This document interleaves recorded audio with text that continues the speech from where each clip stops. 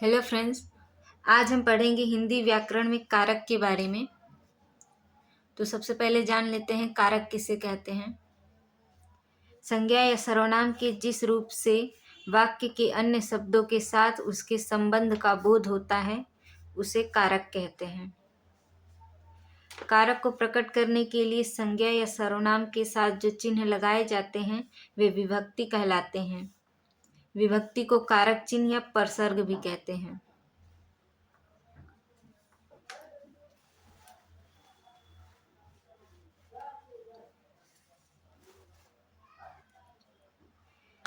हिंदी व्याकरण में 8 कारक हैं। पहला कारक है कर्ता।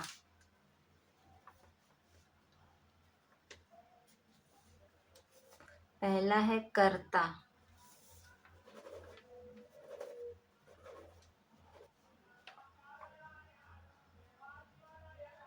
कर्ता कर्ता का विभक्ति चिन्ह कारक चिन्ह है ने।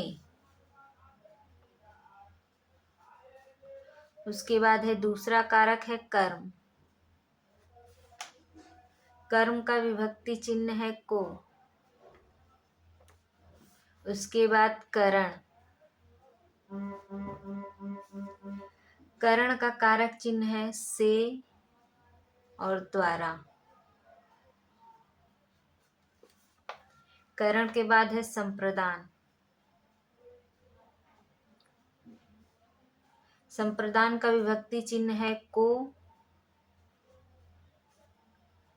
के लिए।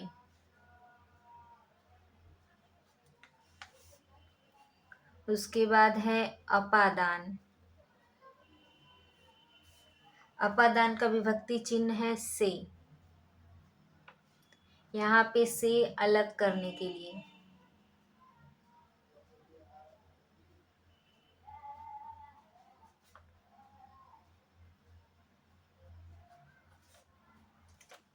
अलग होना। अपादान के बाद है संबंध। संबंध कारक। संबंध कारक का कारक चिन्ह है का के की ना ने नी रा रे री। संबंध के बाद है अधिकरण। अधिकरण कारक। अधिकरण कारक का चिन्ह है में पर। अधिकरण के बाद है संबोधन। संबोधन। संबोधन का कारक चिन्ह है हे अरे ओह। संबोधन में हे के साथ ही ऐसा निशान आएगा उसे समझ जाना है कि संबोधन है। ये हैं 8 कारक और इनके कारक चिन्ह। अब एक एक करके जान लेते हैं कर्ता क्या होता है। कर्ता किसे कहते हैं।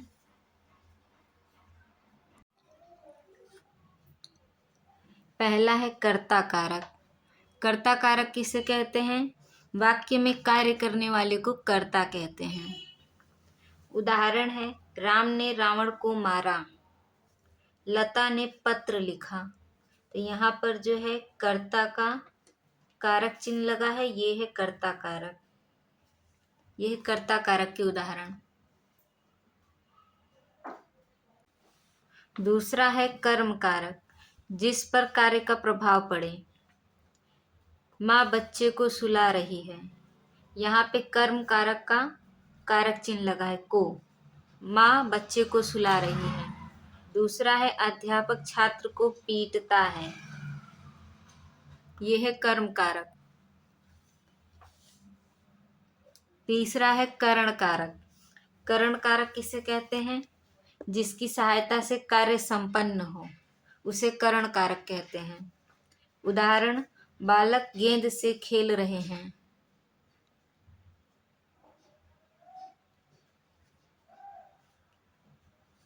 यहाँ पर खेल रहा होगा, बालक गेंद से खेल रहा है।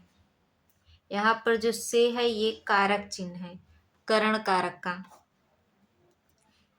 अर्जुन ने जयद्रथ को बाण से मारा, बाण से मारा यह है करण कारक, करण कारक का चिन्ह। और चौथा है संप्रदान कारक। संप्रदान कारक किसे कहते हैं? जिसके लिए कार्य किया जाए। उदाहरण, स्वास्थ्य के लिए सूर्य को नमस्कार करना चाहिए। यहाँ पर के लिए जो है यह है संप्रदान कारक, संप्रदान कारक का चिन्ह।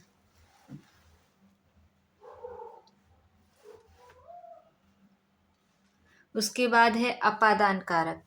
अपादान किसे कहते हैं? जिससे अलग होने का भाव प्रकट हो। उदाहरण के लिए, वृक्ष से पत्ते गिर रहे हैं, वृक्ष से पत्ते अलग हो रहे हैं। बच्चा छत से गिर गया, बच्चा जो है छत से अलग हो गया, गिर गया। छठा है संबंध कारक। संबंध कारक किसे कहते हैं? जिससे संबंध प्रकट हो। उदाहरण, यह राधा की पुस्तक है। दूसरा, यह रमेश की घड़ी है। यहाँ पर राधा की, ये राधा की पुस्तक, राधा की पुस्तक के साथ संबंध बता रहा है। और यहाँ पे घड़ी का संबंध रमेश से बता रहा है। यह रमेश की घड़ी है। सातवां है अधिकरण कारक। शब्द के जिस रूप से क्रिया का आधार प्रकट हो। क्रिया का जो आधार है वो है अधिकरण कारक। मेज पर फल है, मेज पर जो है ये अधिकरण कारक का चिन्ह है।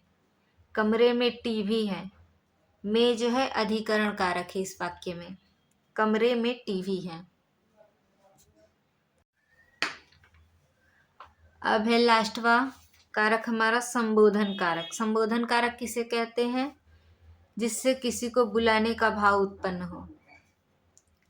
उदाहरण, अरे भैया, क्या हो गया। दूसरा है हे राम, हे भगवान। ऐसे कहते हैं संबोधन कारक। यहाँ पे ऐसा निशान लगा रहता है।